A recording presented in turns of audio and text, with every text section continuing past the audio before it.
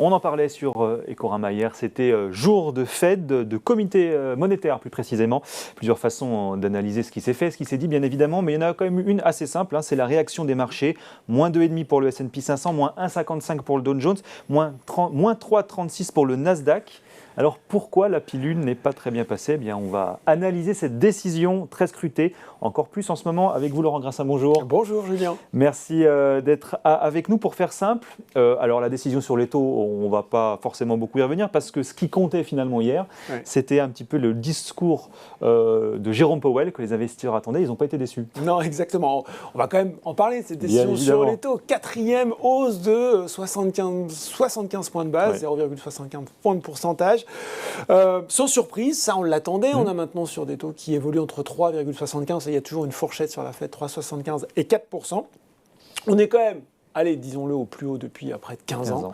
C'est la 6e hausse de taux. Et ça nous ramène, tout ça, Julien, à l'ère Volcker, aux années 70-80. 2022 a vraiment beaucoup d'air de retour vers le futur, à pas mal d'aspects. Et celui-là en est un également.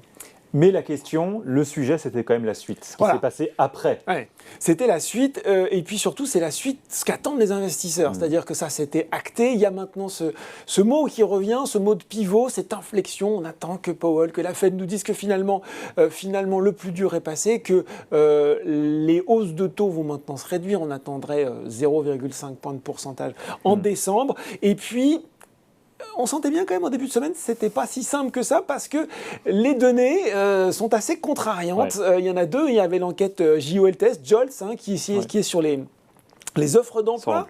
Ça nous montrait quoi ? Ça nous montrait un marché du travail plutôt tendu, avec plus d'offres d'emploi que de chômeurs. Hier, on a eu l'enquête ADP. Il faut se méfier de l'enquête ADP parce qu'elle n'est pas toujours complètement raccord avec les chiffres officiels de l'emploi qu'on aura demain, mais quand même 239 000 créations de postes en octobre, c'est bien supérieur à ce qui était prévu notamment par Reuters, autour de 195 000.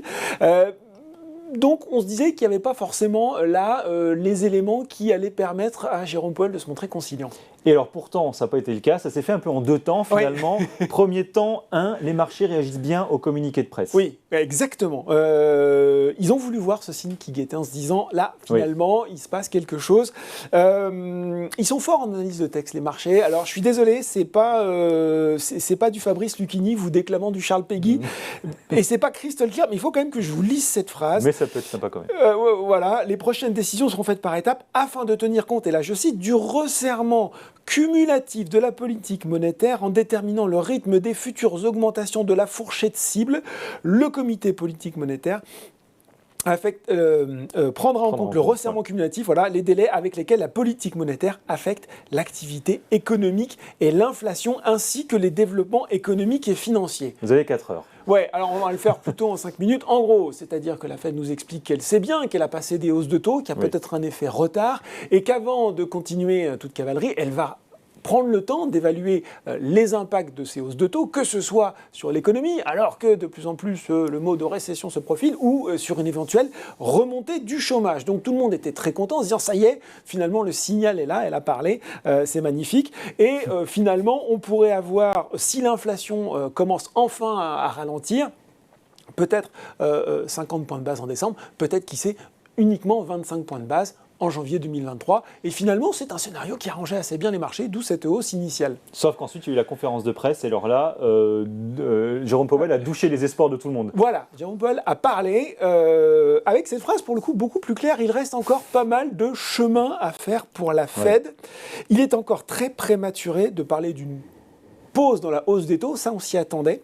Surtout, et c'est peut-être finalement ce qui si on devait retenir qu'une phrase ou qu'une chose, c'est qu'il disait, et il y a une grande incertitude encore sur le niveau que doit atteindre l'objectif de taux des fonds fédéraux, qui pourrait être plus élevé que ce que les responsables de l'institution ont estimé en septembre dernier. Alors qu'est-ce qu'il faut comprendre de ça, surtout quand on essaye de le réconcilier avec le communiqué de la Fed ? Ça veut dire, Julien, peut-être des hausses de taux moins fortes, on aurait fini avec ces fameuses hausses de taux jumbo, mais qui pourraient durer cette fois-ci plus longtemps. Un peu plus longtemps.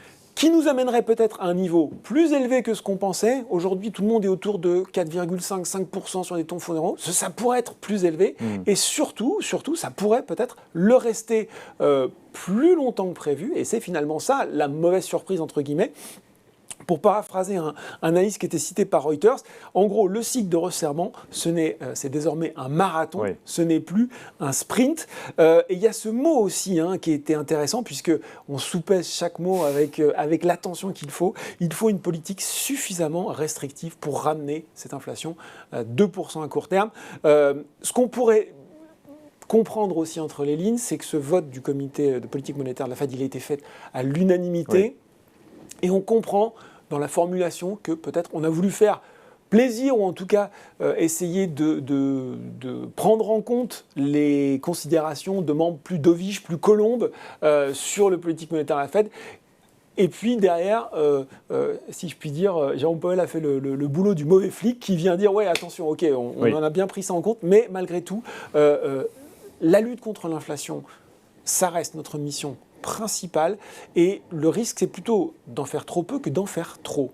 Voilà. Je pense que là pour le coup le message est passé. Et complètement. Qu'est-ce qu'on va regarder dans les semaines qui arrivent? Qu'est-ce qu'il faut continuer de surveiller, Laurent? Voilà, les indicateurs qui sont désormais traditionnels, les chiffres de l'emploi demain, on aura bien sûr tous les indicateurs d'inflation, donc le CPI, le PCE sur laquelle la Fed base, elle, ses anticipations. Et puis aussi, Julien, maintenant les chiffres de la croissance américaine, puisqu'il a dit autre chose aussi qui est important. Est-ce que finalement l'économie américaine va parvenir à éviter la récession? C'est maintenant l'autre thème qui s'amorce. Jérôme Powell nous a dit que finalement, le soft landing, vous savez, cet atterrissage qu'on aime en douceur de l'économie, où l'inflation redescend, la croissance aussi, mais sans passer par la récession. C'est pas encore impossible, mais le chemin, je crois, il a dit, se fait plus étroit, plus compliqué. Donc voilà, est-ce que désormais le cap est clair? C'est vraiment faire de rendre gorge à l'inflation. Je pense qu'on a suffisamment reproché à Powell d'avoir été un peu en retard à l'allumage pour que maintenant il tienne vraiment à réaffirmer ce message. Jusqu'où? Jusqu'à quel niveau? Jusqu'au moment où il y a une récession aux États-Unis. Je pense que ça va être la prochaine thématique qu'on prendra plaisir à commenter sur les semaines qui viennent. Chaque mot compte, effectivement. Merci beaucoup, Merci, Laurent Julien Grassin, venu nous voir dans Ecorama sur Boursorama.